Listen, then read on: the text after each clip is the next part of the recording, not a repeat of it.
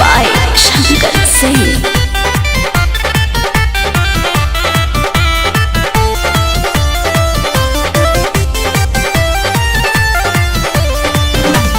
माथा न खराब कर देवरू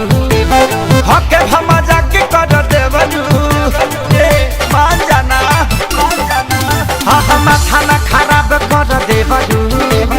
हके भमा जाके कर देवरू जनी छुआ तू जबाना डाटे लगी है सजाना जब देखी है वो कुर्ती खोली के कलमुआ लिख के रखले बादाहिरी सहाली के चोली के कलमुआ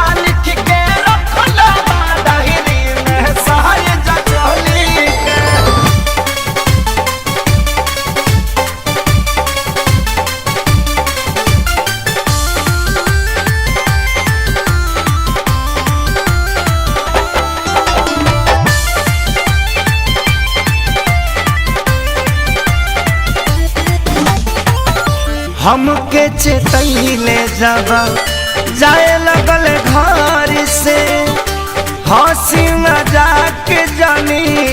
करी हो देवर से हमके चेतैले जब जाए लगल घर से हंसी मजाक जानी करी हो देवर से गाड़ी धरही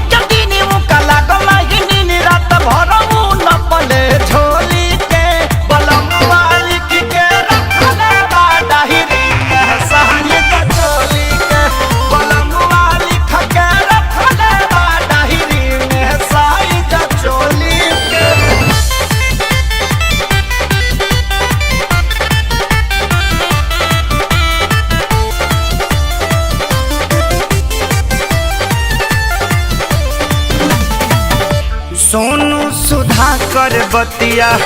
सुना एक सारी साइज में फर्क पड़ी दबे लगे